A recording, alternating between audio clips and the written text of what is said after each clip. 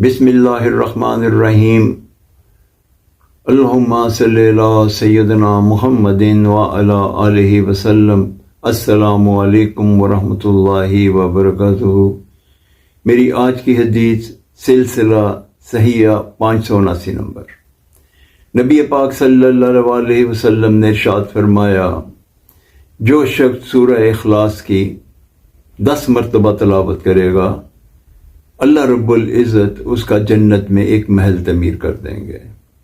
سورہ اخلاص ہے بسم اللہ الرحمن الرحیم، قل هو اللہ احد اللہ الصمد لم یلد ولم یولد ولم یکن لہ کفوا احد۔ اس حدیث کی تشریح کے لیے میں ایک اور حدیث بیان کرتا ہوں۔ یہ صحیح بخاری، ترمذی شریف، تقریباً تمام احادیث کی کتب میں یہ حدیث رقم ہے کہ نبی پاک صلی اللہ علیہ وسلم نے ایک روز صحابہ اکرام سے ارشاد فرمایا کہ میں آج آپ کے سامنے 1/3 قرآن کی تلاوت کروں گا۔ صحابہ اکرام اکٹھے ہوئے، نبی پاک صلی اللہ علیہ وسلم نے سورہ اخلاص کی تلاوت فرمائی اور اپنے حجرہ شریف میں تشریف لے گئے۔ اب صحابہ اکرام چہم گوئیاں کرنے لگے کہ نبی پاک صلی اللہ علیہ وسلم نے تو فرمایا تھا کہ وہ 1/3 قرآن سنائیں گے۔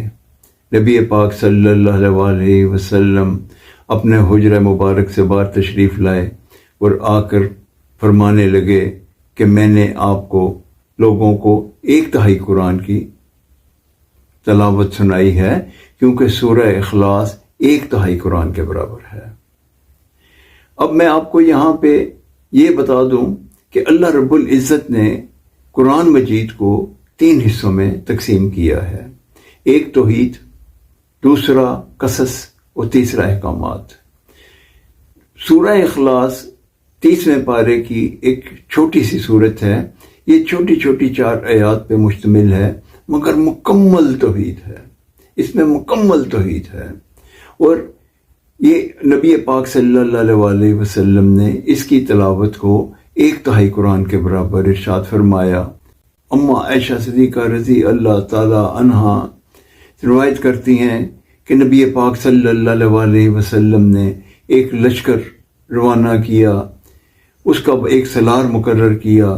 جب وہ لشکر واپس آیا تو لشکر میں شامل لوگوں نے آ کے نبی پاک صلی اللہ علیہ وسلم سے شکایت کی کہ لشکر کا سردار جب بھی نماز پڑھاتا تھا وہ سورہ اخلاص کی تلاوت کرتا تھا۔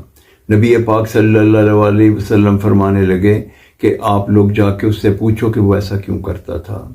جا کے انہوں نے پوچھا اور آگے نبی پاک صلی اللہ علیہ وسلم کو بتایا کہ وہ کہتا ہے کہ اس میں میرے رحمان کی تعریف ہے۔ تو نبی پاک صلی اللہ علیہ وسلم نے کہا اس کو جا کے بشارت دے دو کہ اس کا اللہ بھی اس سے محبت کرتا ہے۔ سورہ اخلاص 1/3 قرآن کے برابر ہے، اور جو اس کی زیادہ سے زیادہ تلاوت کرتا ہے اللہ تعالیٰ بھی ان سے محبت کرتا ہے۔ اللہ رب العزت ہمیں سورہ اخلاص کی تلاوت کرنے کی توفیق عطا فرمائے۔